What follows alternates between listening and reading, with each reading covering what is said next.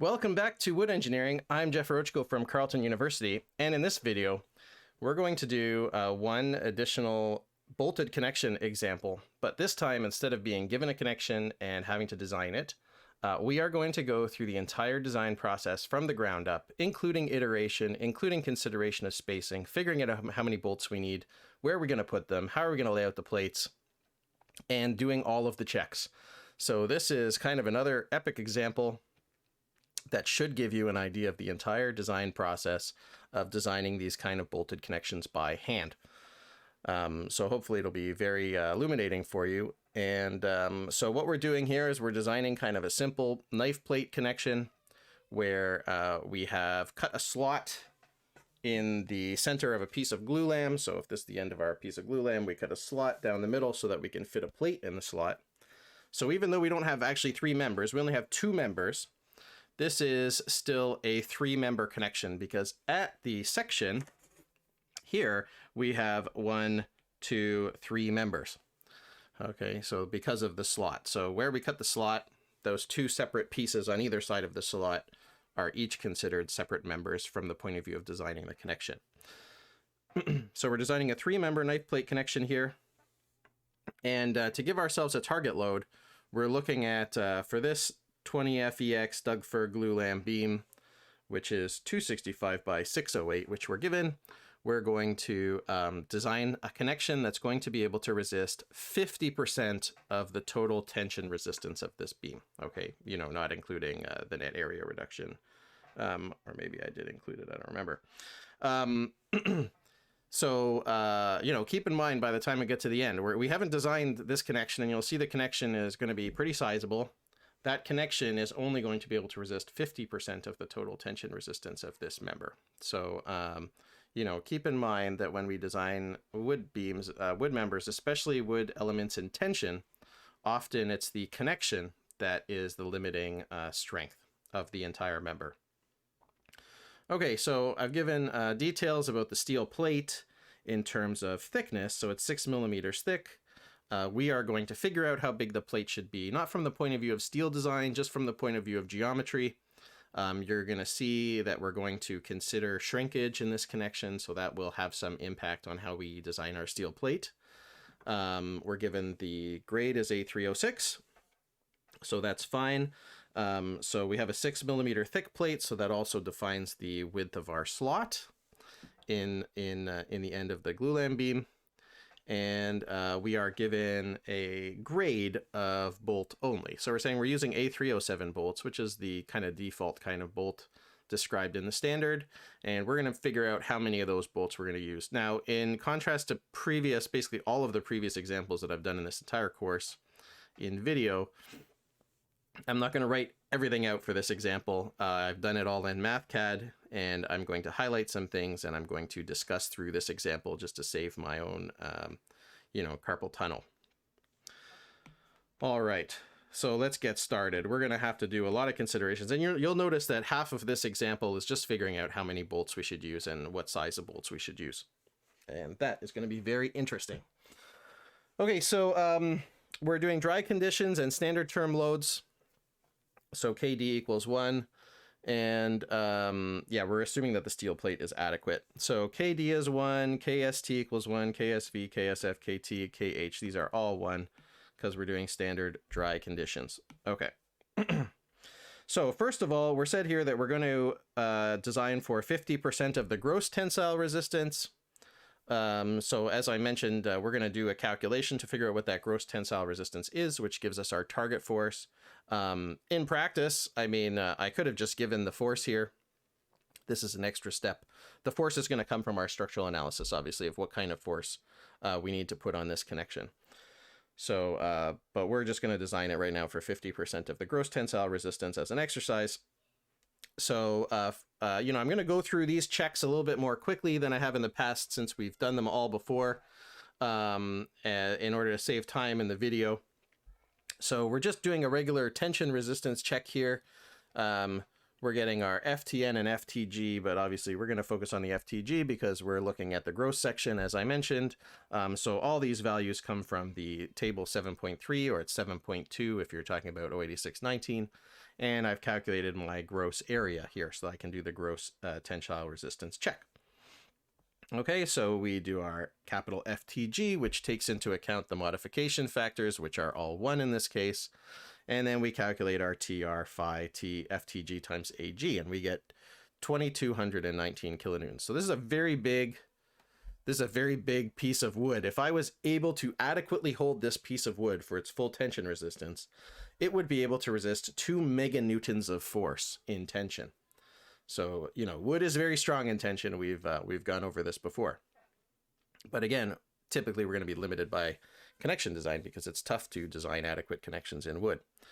Okay, so that gives us our target, which we mentioned is going to be 50% of that maximum gross area TR.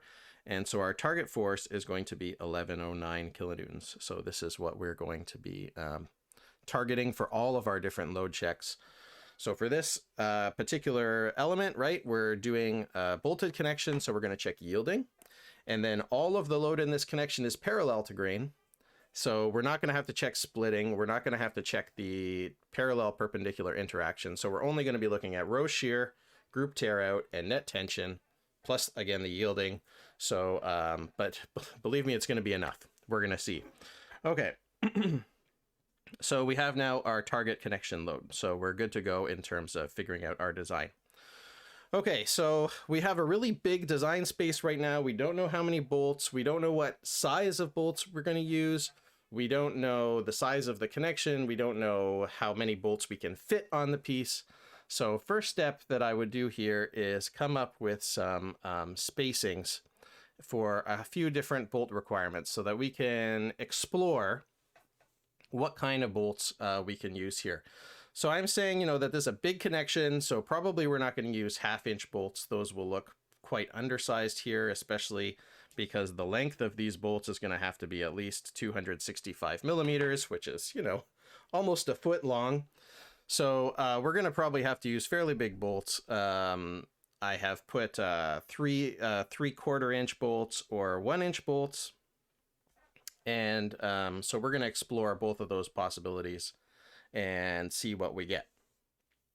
Okay, so we are going to do this step after checking the bolt design tables. And I'm going to show you the bolt design tables in the wood design manual and explain a bit how they work so that we can come up with some estimates of the number of bolts that we're going to need. And that's going to be very useful in our design process, because otherwise, how do we even figure out how many bolts that we need without having design tables?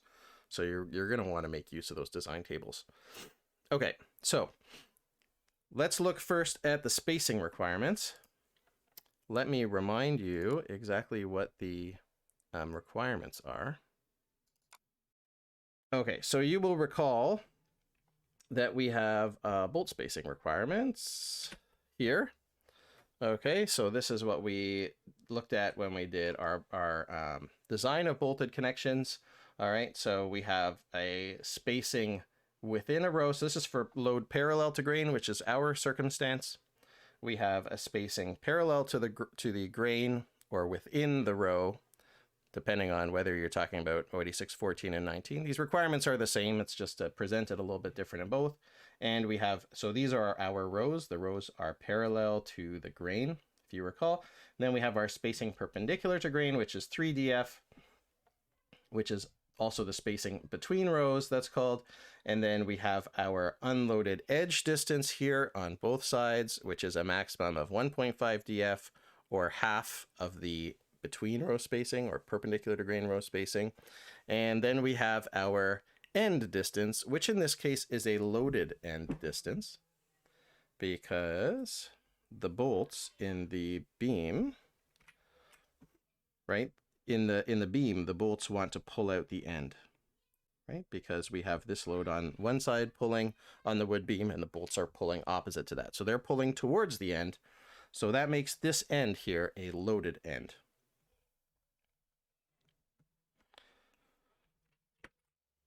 So we are talking then about a loaded end distance AL, which is a maximum of 5 DF or 50 millimeters. So I am going to find all of these requirements for both 3/4-inch bolts and 1-inch bolts. You know, they're going to change because these requirements are mostly dependent on DF, the diameter of the fastener. So let's go back. Okay, so here I find all of those requirements for both. Here's for 3/4 inch bolts and 1 inch bolts. This is the bolt diameter here of each. 19.05 is 3/4 inch, 25.4 is 1 inch. And then these are all of those requirements that we were just looking at. Okay, so now I know my row spacing has to be, so this is the spacing between rows, has to be at least 57 millimeters for 3/4 inch bolts, and it has to be at least 76 millimeters for 1 inch bolts, right? Unloaded edge distance, at least 1.5 times df1.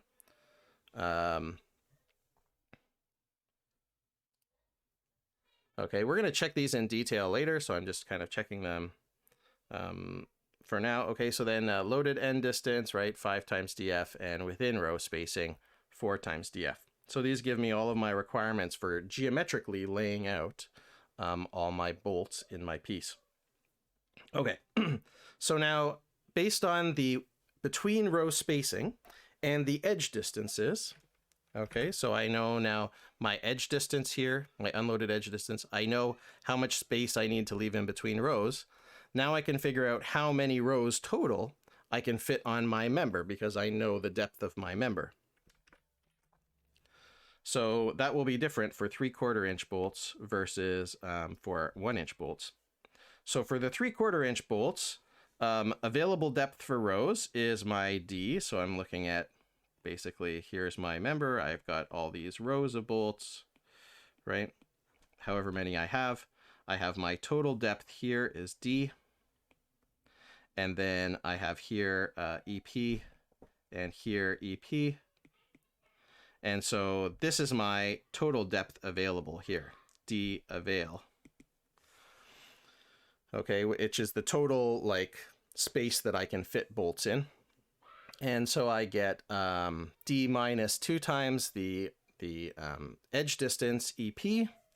And so I get 550.8 because my D was 608. So 608 minus the edge spacing gives me available rows for bolts. So if I know that available length, then I can divide by the row spacing, the minimum row spacing here, 57.2, which is what I got up here. And then I add 1. Why? Because let me see if I have a situation like this and I have, let me say 4 here. I find this, I divide it by the row spacing, and you'll see that I have 3 row spacings for 4 bolt rows. Okay, so that's what the +1 is. Because I've calculated basically how many spaces that I have. That's my D available divided by the row spacing. And then I add 1 because I have 4 rows for 3 spaces. So then I get that I can fit basically 10.629 rows of bolts if they're 3/4 inch. Okay, so it's a little bit different than what I showed here. You know, this was just a very rough drawing of geometry. And, you know, I've drawn it kind of like, oh, it looks like it's going to fit 2 or 3 rows of bolts. But actually, if I look at it at true scale, then I find that I can actually fit about 10 rows of bolts on there. So this SC would be called SQ in 086-19. That's what this number is here. Okay. So let's not forget that we need to satisfy this net area requirement. Okay, so remember that our net area has to be at least 75% of our gross area. So this is another limit on the number of rows of bolts that we can have. Because as we cut bolts out, you know, as we cut these bolts, we are removing area from the net section here.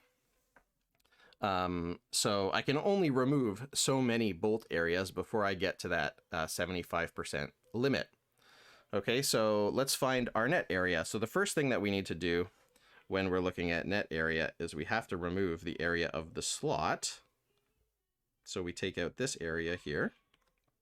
Okay, so area of the slot equals AG, which is our total net area, our total gross area, minus 6 millimeters, which is the thickness of the slot, times D, which is the depth of the slot. And I get 157,472 millimeters squared. So that is, that's basically the area of this side and this side together. Then I can remove a bolt. Okay, so the area of a bolt that I'm going to remove is the diameter of the fastener. So this is the size of the hole, remember, is the diameter of the fastener, which in this case is 19.05 millimeters, plus 2 millimeters to account for the hole being bigger than the fastener. So for a 3/4 inch bolt, I have a 21.05 millimeter hole. So then to remove that hole, I have to remove area like this, not taking into account the area that I already removed from the slot.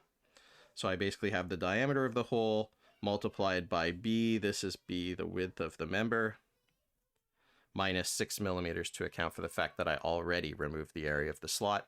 And so each bolt removes 52 millimeters squared from the total net area. Okay, so now I can figure out how many bolts I can remove before I get to that 75% net area reduction maximum. Sorry, it's 25% reduction to give us 75% of the gross area. Okay, so then I say I am having basically this numerator here. Now, you know, like I've laid these out in equations because I have to, according to, you know, because I'm using MathCAD here. So I'm actually writing out the equations explicitly. But I mean, obviously, if you're doing this, you know, I'm sure you can figure this out just by kind of thinking about it logically. But this gives it a bit more explicitly the step-by-step, right? Because this is the amount of net area that I have when I remove N bolts, right? So I start with N net slot, which is these two red arrows here, right? The total size on either side of the slot, minus the area of one bolt hole taken out, times the number of rows of bolts that I have, right? Which is basically the number of bolts that I have at the net section.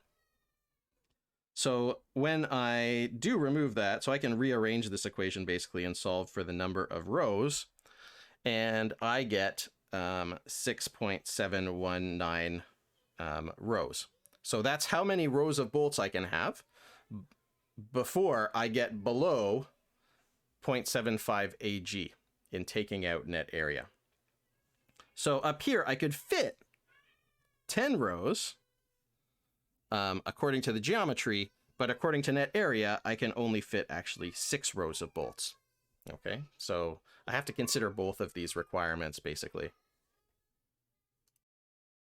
Okay, so now that we have that, we can move on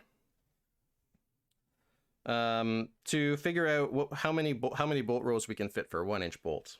So you can see how much work we're putting in here just figuring out the geometry. Okay, so this is the exact same process for 1-inch bolts, so I think we don't have to go in so much detail. The available depth is a little bit less because my EP, my edge distance on either side, is a little bit greater now because the bolts are a bit bigger. So the maximum number of rows that I can fit, you know, including the fact that the spacing between the rows now is bigger as well because the bolts are bigger, is 7 rows. Almost 8. You could probably say 8. But anyway, 7 rows max. Now, if we take into the net area reduction again, now, of course, for each row of bolts, I'm going to have a bigger hole for the bolt because the bolt is bigger. So I take that bolt hole, that bolt, add 2 millimeters, and I get approximate size of the hole. And then if I solve that equation again to figure out how many rows I can introduce without getting below 75% of the gross area, then I get actually 5 rows of bolts.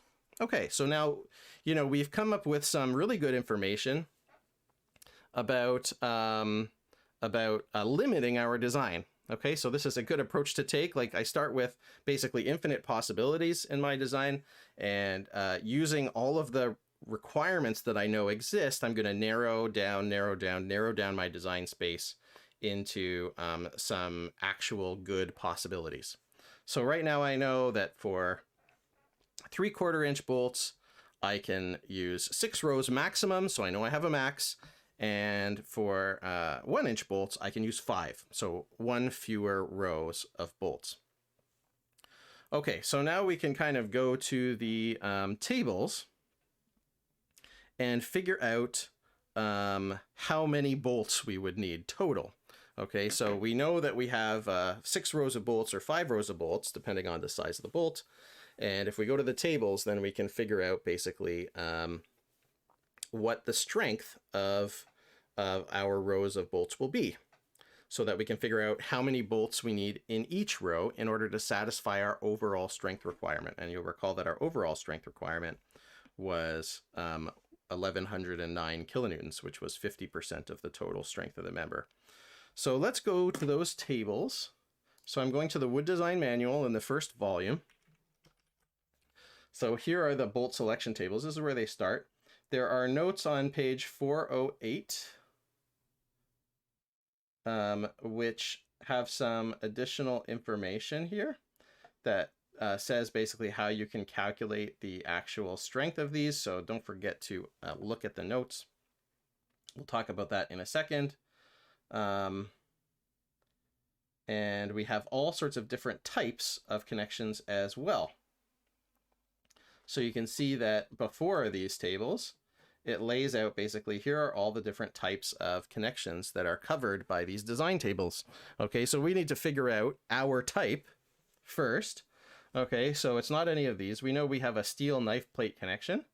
So we're looking at double shear, not steel side plates. We're looking at double shear steel internal plates in parallel to grain loading. So this is type 11. So we're looking at this one right here. This is what our situation looks like. So this is type 11. So we need a table that will give us type 11 strengths. So you can see here, if I go to the first one, I've got basically, it's a bit hard to see. I got type 1, type 2, type 3.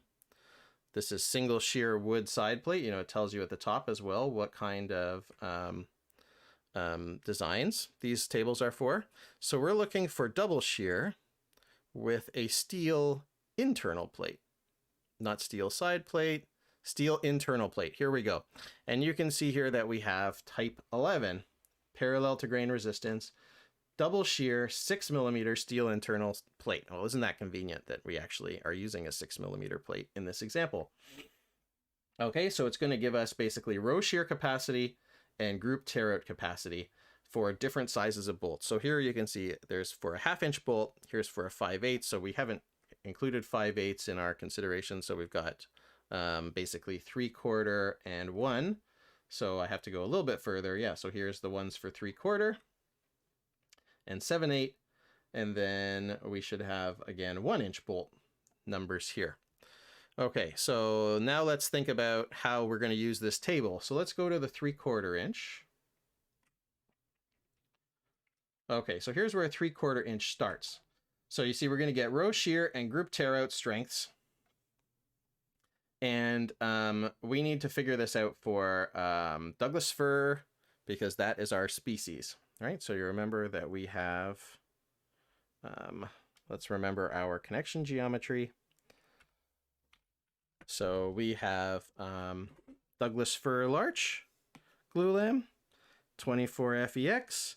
And what is our side plate thickness here? It's going to be this thickness here, which is 265 minus 6, which is the slot, divided by 2. So if I go down to where I'm choosing these here, you'll see that I've taken that into account. Side member thickness is then, right, this is my total thickness of the member minus 6 for the slot divided by 2. So my side member thickness is about 130. So that's what I'm looking for in the tables. So if I go to my tables now again, okay, you'll see we have 3/4 inch bolts. We've got basically 140 here. And phew, close call. I'm looking at the wrong table. And why is that? Because on top of this being double shear 6mm steel internal plate, 3/4 inch bolt or dowel for type 11, which is our situation, parallel to grain resistance, okay, 3/4 inch type 11, double shear 6mm steel internal side plate. over here, where it has species, you see I said Doug fir larch. This is another thing you have to look for. Species here is for sawn lumber. So this is the sawn lumber table. So I got to go a little bit further, actually. And now I get, here are the ones for glulam. See, there's glulam. Okay, so I'm going to the next table here. I was wondering why these numbers weren't making sense. Okay, so here we go. 3/4 inch bolt or dowel, double shear, 6mm steel internal side plate, type 11, parallel to grain resistance for glulam, Douglas fir larch. And our side plate thickness is 130. Okay, if it wasn't exactly this number, then I can try to figure out what my strength would be by interpolating between these numbers. Okay, so you see I have Douglas fir larch, 130mm side plate thickness. That's my wood member thickness in this case on either side of the knife plate. And you can see that I have spacing parallel to grain. What's my row shear? What's my group tear out? It depends. You see I have 2 rows here because it's giving me 2 different options. So obviously my row shear strength is going to depend on how long my rows are, right? Because row shear is based on the spacing between the bolts. So it gives me 2 different options for spacing. One of these is the minimum spacing, 76, right? Which is based on the 4DF requirement for a 3/4 inch bolt, okay? And one here is greater than 120. Why is there a greater than 120 value? Because as my row shear increases, eventually my my failure mechanism is going to switch from row shear to yielding. So if I do anything greater than 120, then the row shear is not going to govern. So this gives me basically what would be the row shear strength in that case. Okay, so that's why I have 2 options here. So basically in my tables, I'm going to look at both of these cases and see what would the situation be if I use the minimum spacing, and what would the situation be if I pick this kind of maximum effective spacing.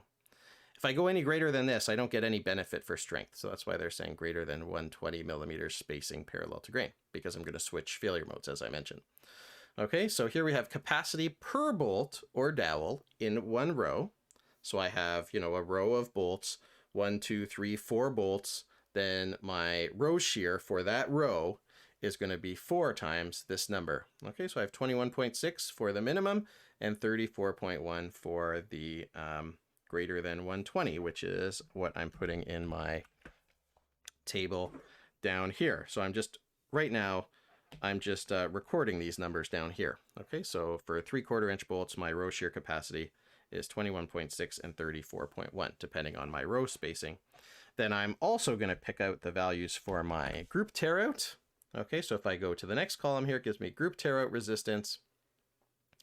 Of course, these numbers are assuming standard load duration, no service condition factors or anything like that.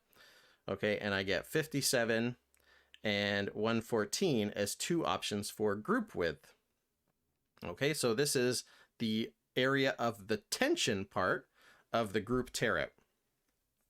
Okay, so depending on what that is, then it gives me a certain tension resistance. So this only gives me the tension resistance part of the group tear out. Why? Because I can combine this with the row shear resistance to get the total group tear out resistance. Because remember that when I calculate group tear out, I have one portion that's coming from the rows failing and one portion that's coming from the tension leg basically failing. Okay, so that gives me the tension resistance of 134 or 268, depending on how wide the group is, obviously, because the width of the group will change the area of the net tension face. Okay, so I'm going to record those values as well down here. So this is just the tension plane strength. Okay, 134 and 268, those are the values from my table. I'm going to do the same thing for a 1-inch bolt. So I'm going to go to this next table here and do the same thing for Doug fir 130, get these 2 values, get this value for the group width for 1-inch bolt. There's only one potential value there that they're giving in the table of 76 millimeter group width. And I'm recording those values as well down here for 1-inch bolts. Okay, so now I have some numbers that I can use to calculate basically what is the resistance of different situations, like if I have different numbers of bolts. And there are some equations here for calculating what those resistance will be based on the values that I get in the table. You'll notice that this PRF, this is not a variable that we've seen before, PRF. That's not in the standard. That's because this is like an effective row shear that we're going to plug into another equation to get our PRRT, which is actually a value that we have in the standard, right? PRRT is a design resistance. It's the resistance of all the rows. So if I go back to the standard, you know, how do I use these PRF values and this GRT value, which are not values that are given in the standard? I go to the bottom of the table. So this is basically the last page in the table for double shear. Actually, both of these have it. I go to the bottom of the table and you see notes. Okay, so the notes are very useful. Okay, it says, it tells you spacing parallel to grain is the lesser of the loaded end distance and the spacing between bolts in a row. So that's something we already know. Group width is center to center spacing of the outermost rows of bolts. So that's something we already know. We know side member thickness already. Okay, the tabulated values of GRT are based on the assumption that there are a maximum number of rows of bolts or dowels allowed within the group width with the row spacing equal to 3df. So that's saying, if my group width was 76 and I could fit, only two rows of bolts there, it's assuming that there are two. Why? Because that judges how many holes you have to take out in order to calculate the GRRT. Okay, so for type 11 connections in members loaded in compression, the connection capacity is this. Okay, and why? Because for compression, it's only the row shear strength. Okay, so they give basically a value here for strength, PRRT, which is our strength from the standard, the lesser of PRF, which is the value from the table, times NC, number of bolts in a row, times number of rows, times KD, times KS, times KT. Those are our modification factors. Okay, and then, or NU prime times NC times NR times KDY, KD, KSF, KT. So that's a yielding strength that I'm going to get from another table. I'm going to leave that off for now. For now, in my preliminary design, I'm just assuming that yielding is not going to govern. For type 11 connections loaded in tension, we have those same requirements plus group tear out. So remember that group tear out is only applicable to members loaded in tension because I need to tear the chunk out of the piece of wood out the end. So it doesn't apply in compression. So for that, you see I have PRF, which is my row shear, times NC. So basically this is the value of one row shear. And remember that makes sense because one row shear has two shear planes. So we basically separate those two shear planes to either side of the group. Times NC, which is the number of bolts in a row, plus this GRT value that we get from the table, times a JTR value from table 7.9, which we'll look at in a second, times KD, KS, TKT. Okay, so what's JTR? For that, I have to go over here for page 452, tension factor for group tear out resistance. Okay, so depending on species here, I have a different factor. Okay, so this is taking into account kind of size effect and all those things that are not taken into account in that particular value. Like the strengths are different between different grades and stuff. Actually, this is a grid, so it has nothing to do with size effects, right? It has to do with grade. Okay, so for glulam, we don't have variable grades like that in the same way, so it's not going to affect the strength of the connection very much because the FV for all the glulam values is more or less the same, except here for 18TE. So since we have Douglas fir larch 24FEX, our JTR value is going to be 1.0. So this is how basically they apply those tables to all of the different grades and yeah, basically all the different species and grades of lumber, because you know that all the values for strength are so different between all those. But for our glulam case, the 24FEX is going to be 1.0. Okay, so going back to our design here. So here I'm just laying out basically what those strengths are. Those are the equations from the tables that we just looked at. All our K factors happen to be 1. And as we just saw, our JTR for glulam 24FEX equals 1. Okay, so now that we know these PRRF values and the GRT values, we can easily apply these equations to give us the total strength of a connection for different scenarios. So I'm going to look at some different scenarios so that we can try to choose one that would be the best for our case. Okay, so we're doing maximum number of rows. So we're assuming that we're going to use the maximum number of rows possible so that our connection is as efficient as possible. We're going to use a minimum row spacing. And we're going to try to calculate how many bolts we need. Now, we're not necessarily going to use that minimum row spacing in our final design, but for now, this is a good assumption. So, okay, so let's say first scenario, we're going to use 3/4 inch bolts, and we're going to space them at 76 millimeters within the row. So that's as close as we can space them. So we're making our bolts as compact as possible. Okay, because 76 is our minimum within row spacing. That's the minimum parallel to grain row spacing for 3/4 inch bolts. Okay, so this was our target. So now we can calculate how many bolts do we need total. Okay, so based on row shear, we had, so basically we're rearranging this equation up here. We're solving for NC, which is the number of bolts within a row. Because we already know the number of rows, we're saying that we're going to use the maximum number of rows, which is 6 for our 3/4 inch bolts.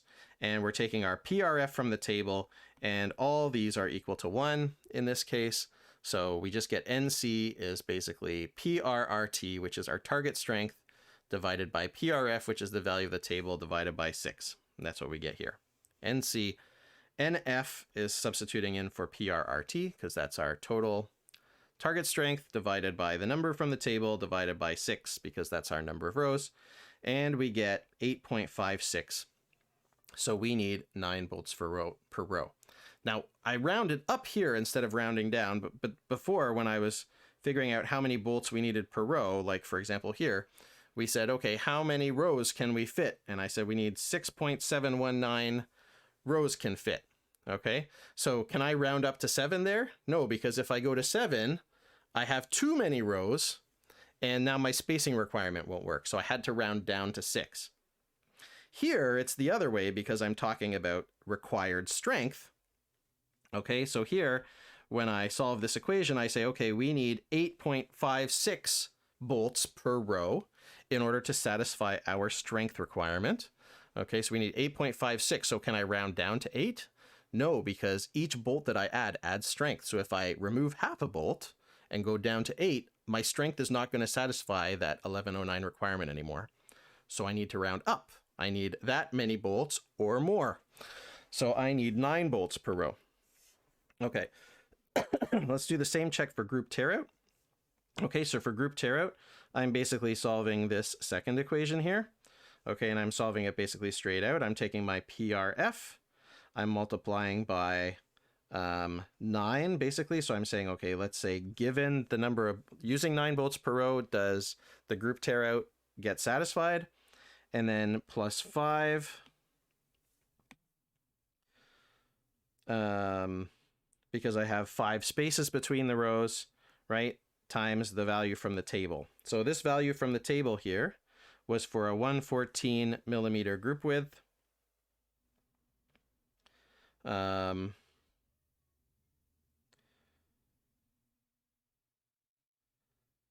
So this gives me 1534 total. Okay, so I'm basically here assuming that the rows are spaced out at least 115 apart from each other, times 5. And I'm not sure that that's a good assumption, and we might see that come back. Okay, but anyway, we get something that's way bigger than what our requirement is for NF. So group tear-out is satisfied for now. We're going to check these in more detail later. Okay, total number of bolts and connection length, assuming minimum end distance and 9 bolts per row. So now I'm saying, okay, now I've said, okay, I need 6 rows and I have 9 bolts per row according to my row shear strength requirement. So how many bolts do I need total? And what is the length of the connection? Like I'm trying to say, like, what's the size of my connection? Because I'm going to use these two numbers as a basis for comparison when I look at the other situations.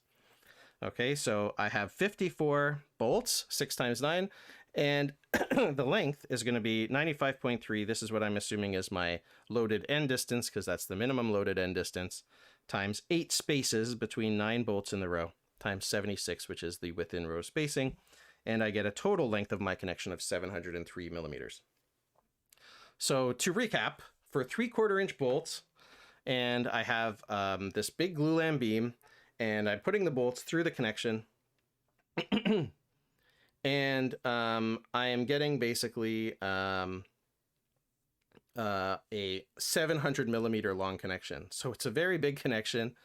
And with that connection, 700 millimeters long, I'm only taking half of the total possible strength of that beam. Because remember, this target of 1109 was only 50% of the gross strength of the beam. So you can see how the connection is limiting the strength of this.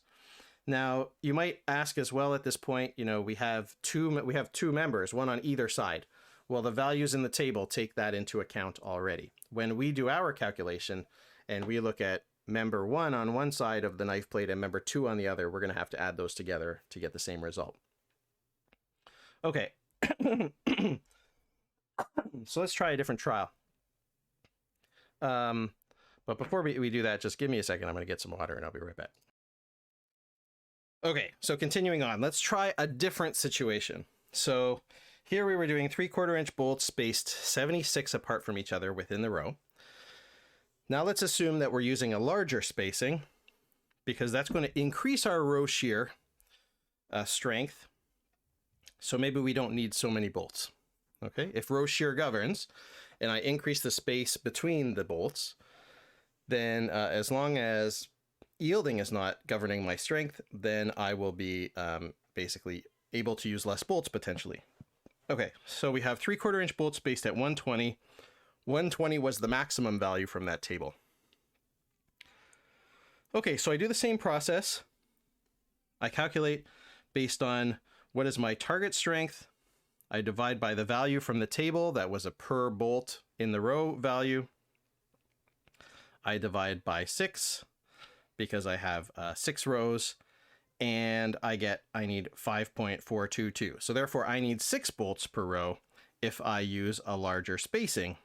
Okay, and then I check my tear out resistance the same way as before, assuming that I have a 115 group width for each, between each row basically, and then I satisfy that requirement, so that's okay. And so now if I compare again, I'm going to get 6 times 6 because I have 6 rows, 6 bolts per row. Now I have to use only 36 bolts to meet the same strength requirement. And the length of my connection actually is a little bit less than it was before, 695. So before I needed 54 bolts and I had a length of 703. Now I need only 36 bolts and my length is basically exactly the same as it was before. Okay, so that's interesting. You know, this is something valuable, because if I went with the other design, I'm using more bolts and I'm not increasing my strength at all, really. Okay, so I can use fewer bolts this way. All right, so that's good. Fewer bolts, same size connection, win-win. Okay, so now let's look at the 1-inch bolts. We're doing the exact same process again, so I won't go into terrible detail here. So basically what we get is based on row shear, and we're assuming 5 rows now because we calculated based on spacing requirements that was the maximum number of rows that we could fit for net area. We're going to get, basically, we need 8 bolts per row to satisfy row shear. But then when we check group tear out, we find that we don't actually satisfy the criteria anymore, because group tear out for 8 bolts per row of 5 rows gives us only 954 kilonewtons. So now group tear out is governing.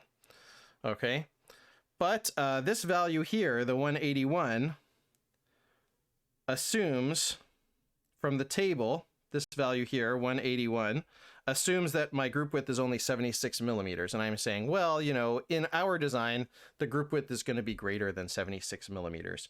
So, if I actually do the full calculation here, instead of doing this approximate calculation, then I'll probably be okay for group tear out. And I'm going to do that calculation later. Remember, this step here is all just approximate calculations to figure out potential designs that I can then go through and check all together. Okay, so now the total number of, so let's say we'll go forward with this anyway because it's pretty close, and if I increase the spacing between the rows, then we'll probably be fine, which we can do. Then we are going to get basically 5 times 8 is 40 bolts, so just a few more than when we had the 33/4 inch. And my length of my connection is going to be 841.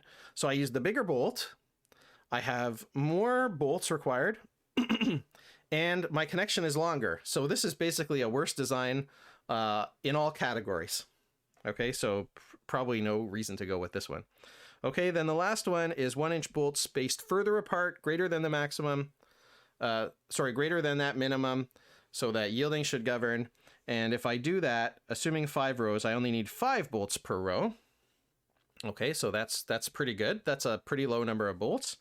And when I check group tear out, I get the same problem again, but again, we're saying, okay, my actual group width, the length of the net tension plane is going to be actually greater in our design than what's assumed in the tables. So let's continue for now. And so that means that for this design, we have 25 bolts total, 5 bolts per row over 5 rows, and my total length is 843. Okay, so now compared to the 3/4 inch with the large spacing, which had 36, this one has fewer bolts per row, but the connection is longer. And I'm using bigger bolts.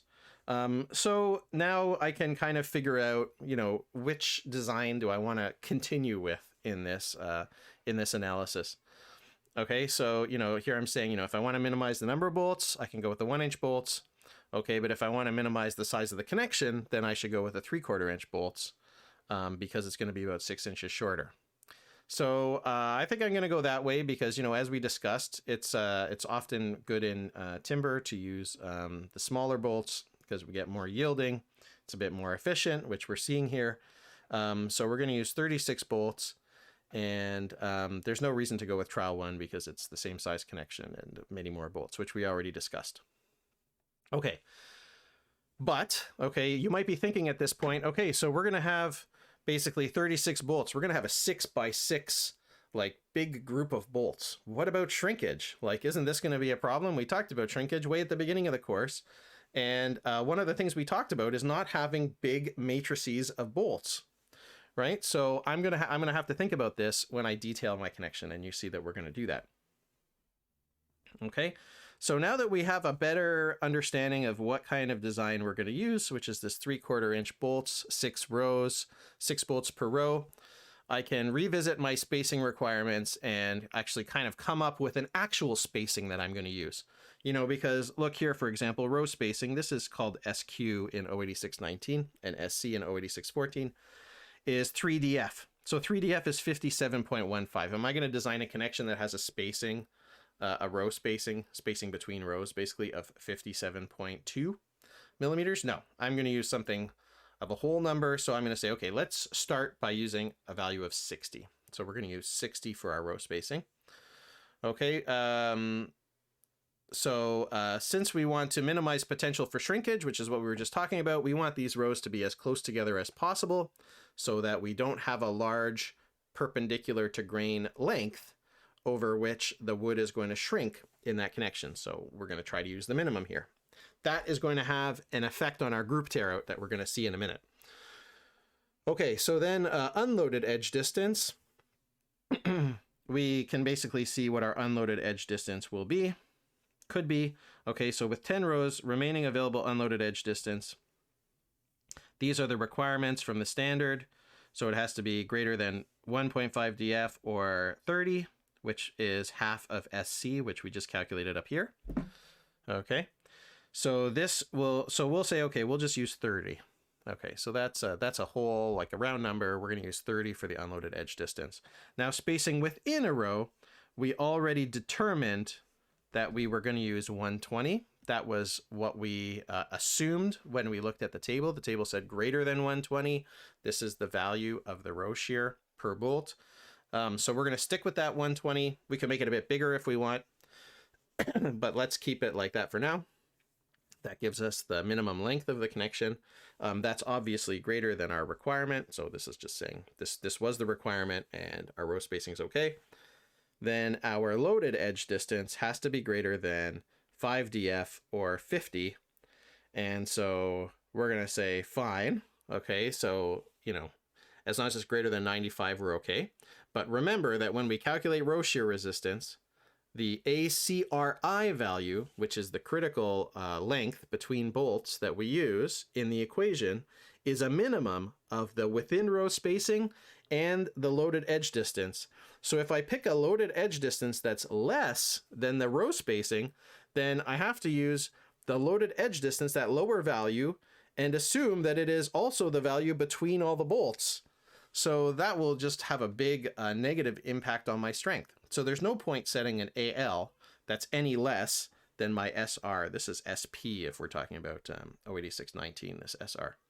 Okay, so AL should be at least, it should be basically at least SR. There's no point making it any less because I'll get a huge penalty on my strength. Okay, so I'm going to set AL basically equal to SR for now. There's no point making it really any bigger either because a bigger AL will not result in any increase in strength because then SR is the value I'm going to use for ACRI, SP here. Okay, so with all of those requirements, I'm doing a revised drawing. Okay, so this is the first drawing that looks halfway reasonable. All right, so then I have 6 rows of bolts, 1, 2, 3, 4, 5, 6.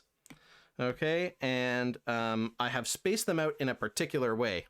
And what I've done here is instead of putting them all together in a big 6x6 matrix, I've used those spacing requirements that I just calculated. And I spaced them all out into 2 separate plates. Okay, why 2 separate plates? Because now my distance for shrinkage is only going to be this, okay? Assuming that these plates can move relative to each other up and down.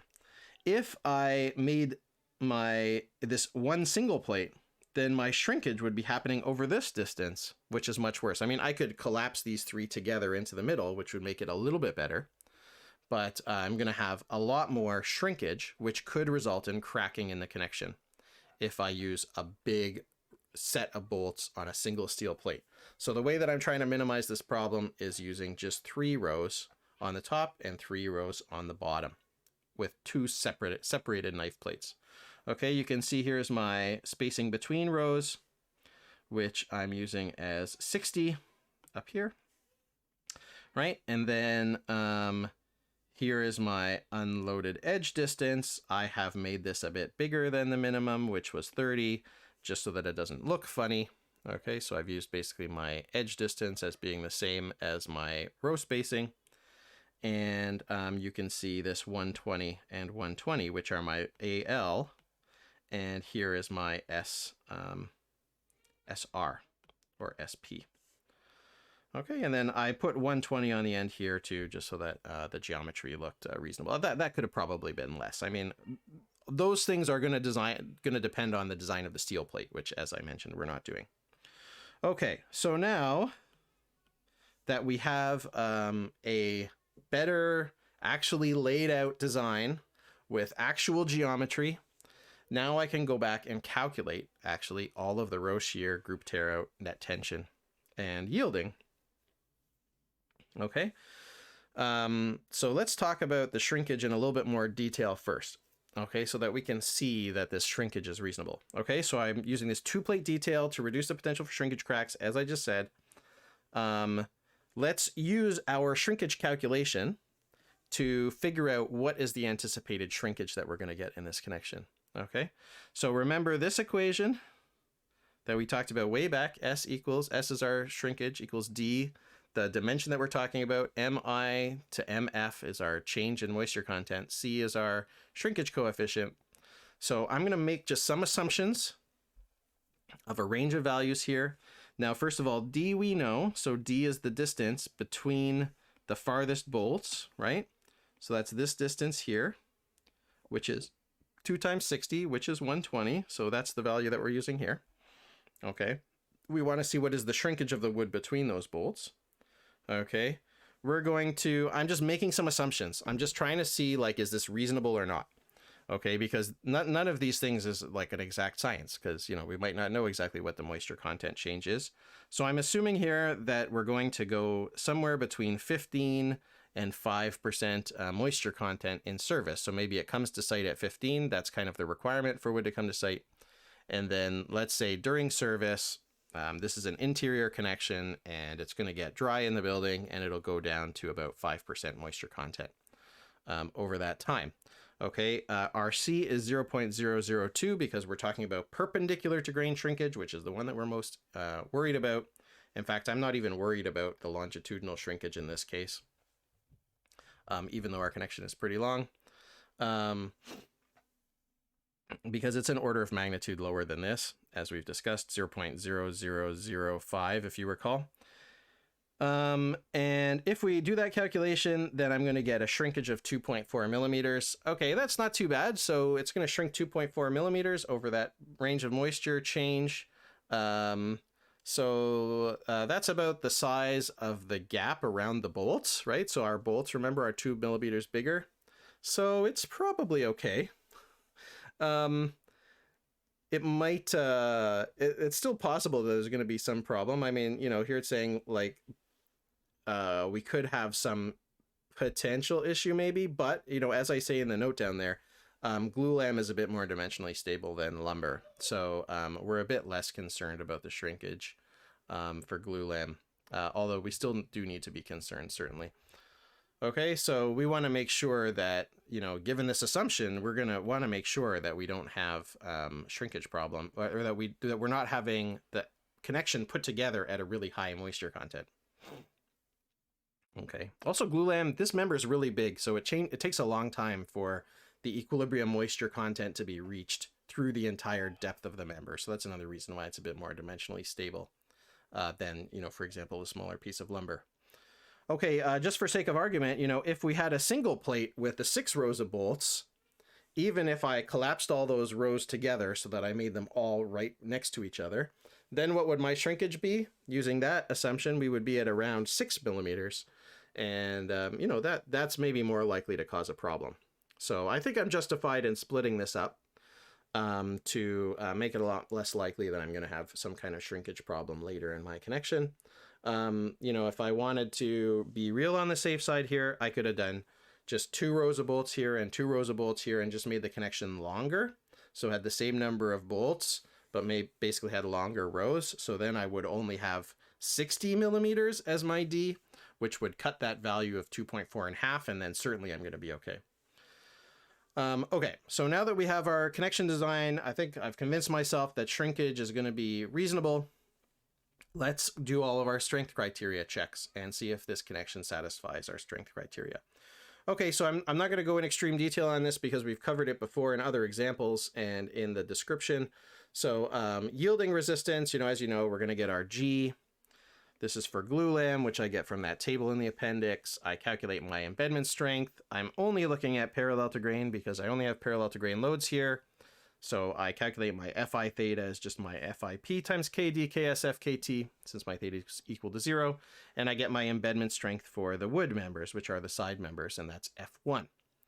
F2 is steel, so I'm going to use this equation. Okay, I've already said that this is A36 steel, so based on that, I can pick my phi steel, phi y, KSP, and FU, and those numbers are given in the standard, I believe, for A36 steel, which is what I specified, and I get my F2 as 1200. Then I get my bolt strength for A307, which is there. My T1 is my side plate thickness, which I have already calculated.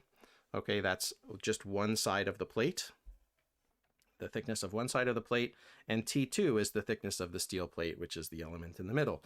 So I go through, I calculate all of my Johansen yield equations for a 3-member connection, and I find out which one is the minimum one, and it turns out to be the D failure mode in this case, which is not nail yielding, this is bolt yielding in the side members. Okay, and so that's good. So basically this is a ductile failure mode that would govern. I mean, all of the Johansson yield equations are moderately ductile failure modes, but this one is based on bolt yielding. So that's pretty good. That's probably because we're using the 3/4 inch bolt. That's very long.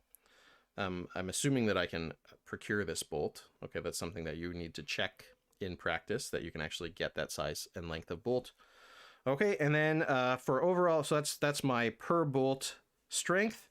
So then now I can calculate my total strength. I have 2 shear planes because I have a 3-member connection.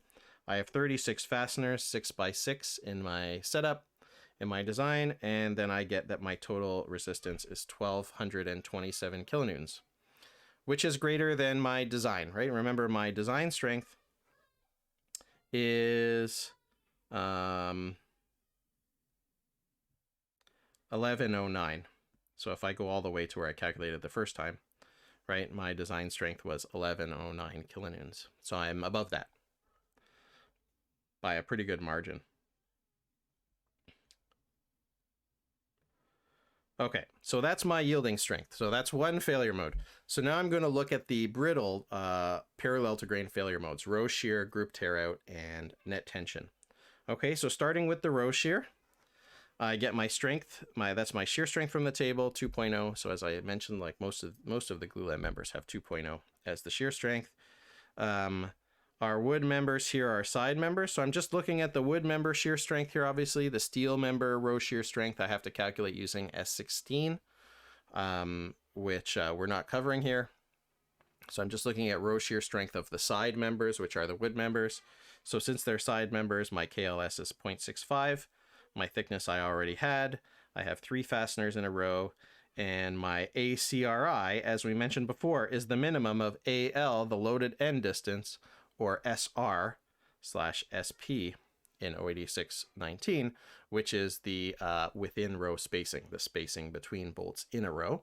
So that's why, remember, I made my AL 120, because if I made my AL any less than 120, then my ACRI is going to be less than 120, and I'm going to lose a lot of strength in my connection for basically no reason, other than me making a poor design decision. So I calculate my spacing of one row, or my strength of one row of bolts. Okay, these are all 1. My KLS I just found, my T I know, my NC is 6, my ACRI is 120, and I get 145 kilonewtons per row. Then I have to find the minimum shear resistance of any row. All of my rows are identical, so this is equal to just that single row strength. Then I need to find the total factored shear resistance for member 1. So remember, I have 2 members here because I have my knife plate. Actually, I have 2 knife plates now. So I have a situation that looks like this. If I look at the cross section of my member, this is maybe the worst drawing I've done yet. Okay, these are steel plates in the middle here. And so I have member, this was one side member, this is another side member. So in the row shear calculations from the standard, so for my row shear calculations from the standard, I look at these as separate members, right? In the table, both of those were considered together, you know, since that table was specifically for this condition where I have 3 members and rows on both sides. So this is for just a single member, so on one side, and I get 611. Now, both of those side members have the same strength, so this is the one for member 2. So here I have PRR1 and here I have PRR2. And then to calculate the total factored row shear resistance of all the wood members on that side of the connection, right? I'm talking about the wood side of the connection. I add those together, I get 1222. This is almost exactly the same as the yielding resistance that I just calculated, and that's not an accident, because remember that when I calculated this using the table, I had the spacing 120 was the spacing at which row shear no longer governs, and yielding governs instead. So at 120 spacing, Let me remind you exactly what we're talking about here. Okay, so when we are on this page here,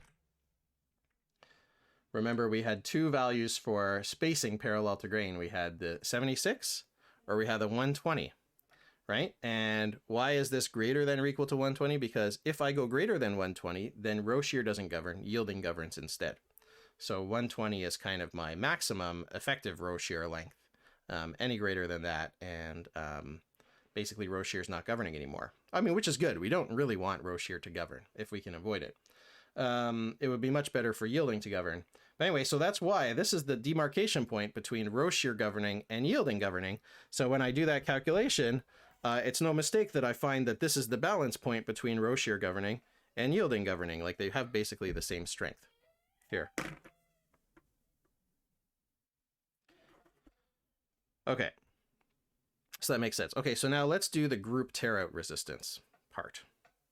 Okay, so for group tear out, we have two different groups, and I've drawn the geometry here, and we're going to get into a little bit of trouble because when I did my assumptions, I assumed a certain row shear, I assumed a certain width of that tension leg.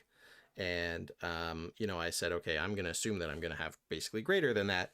But now that I've spaced these things out according to minimize my shrinkage, I've actually probably undershot that.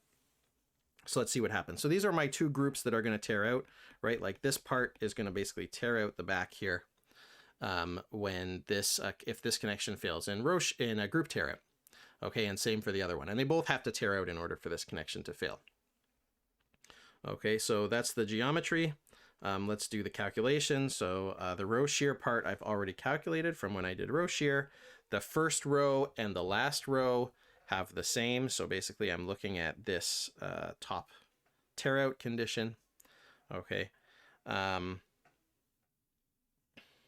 So the first and the last one are going to be the same, which is basically the same row shear resistance that we calculated when we did row shear. I need my tension strength for FTN from my table 7.3 for glulam, or 7.2 in 086-19, and remember my hole. So now I'm calculating my APGI. Okay, so here's my group tear out, 1, 2, 3, 4, 5, 6. 1, 2, 3, 4, 5, 6, and in the middle, 1, 2, 3, 4, 5, 6. Okay, so I have to calculate basically what is the net area on this portion here, the orange portion. Okay, so 120 is the total distance between the centers of the holes, and then I have to remove two half holes and one whole hole, if that makes sense. Okay, there's a half hole here and a half hole here because that dimension 120 is between the centers of the holes, and then in the middle I have one full hole that I have to remove. And then I multiply that length that has removed the bolt holes times the thickness of the piece, okay, which is just my 130 here, and I get 10,088. Okay, now I use this equation to calculate the group tear out resistance. We have to remember that these values, I need to input them in newtons if I'm doing this by hand, because otherwise it will not be the same unit as this side of the equation, which is going to come out in newtons if I do MPa for this and millimeters squared per this. Okay, so when I do that, and here I have a factor of 2. Why? This is not part of the equation. It's because here in my group, in my situation, I have a pretty weird situation where I have two groups that are tearing out simultaneously. I'm not looking at this group tear out condition. I mean, I could look at that one too, but that one is not likely to govern at all because that area in tension is going to be so high that we'll basically never tear it out. So I'm looking at kind of I'm looking basically at these as two separate connections that are having group tear out. And I think this would be, the right approach here. As we'll see by finding that the resistance is going to be lower than my shear resistance. If I do this total group tear out with the orange line, then group tear out's not going to govern for this connection. So I have to make sure to check this one in this case. Okay, so I check this and I find that for each wood member, again, I'm doing R1 and R2 on either side of the steel plate. I get 492 for each. And so adding those up so that I get the full group tear out resistance for all members on that side of the connection, I get 984 kilonewtons, which is lower than my design strength. Okay, so that's kind of bad. Okay, so it turns out that assumption I made at the beginning, that my groups are going to be wide enough. I mean, I've prepared this ahead of time, so I've left this kind of error in here as an example of making a bad assumption. Okay, and that's not necessarily a big deal. I've made kind of an awkward assumption here that didn't turn out to pan out. Not all the assumptions I make are going to be true when I'm going through my design process. That's why I'm checking at the end to make sure that everything makes sense. So, once I split these bolt groups into two, I basically have reduced my total group tear out, because now I'm considering them as two separate groups that need to tear out. And I'm using the minimum row spacing because I want these to be compact so that I don't have a shrinkage problem. Okay, like before, we were assuming that I just had one big group of bolts and all of the 6 rows were going to be together. But now that I have considered shrinkage and modified my design to minimize shrinkage, now I have a group tear out problem. Okay, so I need to solve this problem. What can I do? I could make the rows further apart in order to make that tension area greater. I wouldn't have to go too far because you can see I'm pretty close here.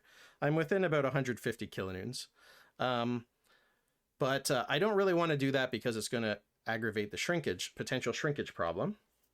So instead so that would increase this term, right? So if I increase APGI by separating the rows a bit more, that's one way to increase this strength. The other way to increase this strength is to increase the length of the rows. So I'm going to increase my row shear resistance as well, which is fine.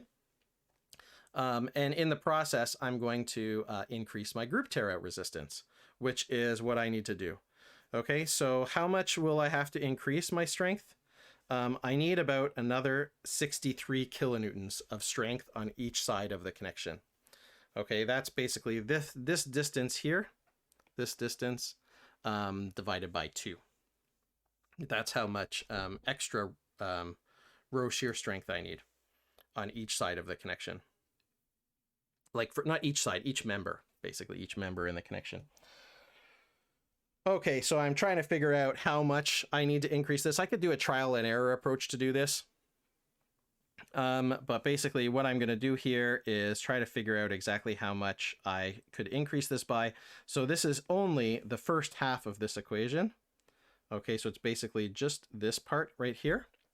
Okay, I'm finding out what is the current strength of that part because I know that I have to increase it by about 62.9 per side. Okay, so if I just do that first term, I get 203. So I have to increase it by 62.9 per side per member. So I have to increase it then, it turns out, by approximately 30%. And shear plane strength is about linearly proportional to the row spacing, right? As I increase my row spacing, I increase my shear plane strength. So I increase my row shear strength accordingly. So I'm just going to increase my spacing, which was previously 120. That's this SR or SP, and it equals 120 right now. I'm going to increase it by about 30%, and that should do the trick. So I increase it by 30%, I get 157. I'm going to round that to 160. So I have now revised my drawing. I've made my connection a bit longer. Okay, this is longer than what I assumed it was going to be at the beginning. Remember, I thought it was going to be around 700 millimeters. Now I've increased it to almost a meter long. Okay, I would have had this same problem with any of the different connections that I would have done for group tear out. So now I have my revised drawing. So I basically only changed these spacings. So I changed this spacing, and I also had to change my AL, because if my AL is less, then I don't get any benefit from increasing the spacing between the bolts. Okay, so yeah, you can see now my length is about 960, the length of the bolts themselves, if I don't include the steel plate behind. Okay, so the yielding resistance is not going to change because the yielding resistance has no effect On the spacing of the bolts, it only is affected by basically the geometry of the bolts and the thicknesses of the members and the embedment strengths, none of which are going to change. So yielding is still going to be fine. So I don't have to recheck that one. I've only I changed AL and SR, which I just mentioned. So now I'm going to check my revised row shear resistance, which is the exact same calculation that I did before, except with a different ACRI has changed now. It's gone up about 30%. So my strength has also gone up about 30%. So my overall row shear strength has gone up by about 30%. Okay, so I get 1629 for my row shear strength. Now I'm going to check my revised group tear out resistance, which I'm pretty sure is going to govern, is going to be fine because I just revised my design according to group tear out. I go through the exact same process that I did before, and I come up with a total group tear out strength of 1119, which is just barely bigger than my NF of 1109. So it looks like group tear out is going to govern in this connection. Now, is that a good connection? Yeah, it can be. It's not necessarily a problem. If I'm relying on ductility in this connection, then this would not be good. So if this was an earthquake design where I am relying on this connection to dissipate energy in an earthquake, then this would be a bad design. I would want to make sure, for sure, that yielding is going to govern in a connection like that. But there's no indication that that's the case here. I just have kind of a regular tension connection. I'm not assuming that there's any ductility in this connection. So basically I have a brittle failure mode. It is what it is. Okay, so I have 1119, which is greater than 1109 by about 10 kilonewtons, which is no accident because I basically designed it to be that way. I could design this to be greater by, again, increasing the rows further away, or maybe increasing the distance between the rows and, you know, taking the hit in shrinkage a little bit and relying on the dimensional stability of glulam. Maybe. Okay, the last check that we didn't do the first time because we didn't get that far is net tension resistance. Okay, so I'm basically using the clause 7.5.11 in glulam, which we learned way at the beginning of the course. To do my check, I calculate my gross area. I calculate my net area by subtracting the slot, and then by subtracting basically my bolt holes over here, over 6 rows of them. And I get this value for AN, and then I'm just double checking here at the end that I am less than 25% of material removed, which is my requirement for net tension. But of course, I chose 6 rows based on that at the beginning. Remember, this was an approach I took at the beginning. So you can see how important it is that I check that near the beginning, because I could have gone all the way down to this point and said, okay, well, I can fit 10 rows. Remember, the original thing was I could fit 10 rows of bolts according to the spacing requirements, and then come down here and calculate my net tension and saw, oh, geez, but you know, I'm taking out too much material. I've taken out more than 25% of the material, so my entire design is no good anymore. I have to go back and redesign everything. So it's good to do all of those checks at the beginning, of course, when I'm trying to lay out my geometry in the first place. So don't forget that 75% net area requirement. Okay, so I do my FTN and my FTG. Since I'm doing glulam here, I have 2 checks. I check my FTN strength. I get 2291, and I check my FTG strength, and FTG governs, as it almost always does. I see that that's much greater than my TF. And that's obvious as well, because we determined what our applied load was as to be approximately half of my gross area, my gross strength. Right, so that makes sense. I mean, I'm just doing this check for completeness, basically, because I never checked the net area. I only checked the gross before. Okay, so now I've done the yielding check, I've done row shear, group tear out, and net tension, which are my parallel to grain checks. I don't have any perpendicular to grain force, so I don't have any splitting check. And since I only have load in the parallel to grain direction, I don't have to do the interaction check between parallel and perpendicular. So when I check my overall requirements for the connection at the very end, my QF is 0, because as I said, I don't have any perpendicular to grain force. My PF is equal to my NF. So if NF is my total force, all of it is parallel to grain. Therefore, I need to check my total requirement for yielding and my total requirement for parallel to grain loading. and C and D, which are the perpendicular to grain, and the interaction between parallel and perpendicular, I don't have to consider. So here, I'm just laying this all out and making it super clear that I satisfy all the requirements, even though I already know that I satisfy them all. These final checks are most important when I have loads in both the parallel and perpendicular directions, because in this case, once I've gotten to this point, I already know that my NF is greater than my PR because I checked it at every step. But if I had a perpendicular to grain component as well, I won't know until this final point whether the interaction equation is satisfied. So that's why I include this anyway. So yeah, my NF has to be less than or equal to PR, because this is a PF equals NF, right? It has to be less than PR, and PR is a lesser of row shear, group tear out, and net tension, and group tear out's the one that governs, as we already discussed. And so I have to make sure that my NF is greater than, is less than my applied load is less than my PR of 1119, which is fine. So therefore, my revised connection geometry presented in the revised connection geometry drawing is adequate to resist 50% of the total member resistance and tension. And I've drawn that connection out already, so I haven't repeated it here because I already have a total detailed design drawing. So this is my final connection design right here in a nice overall drawing.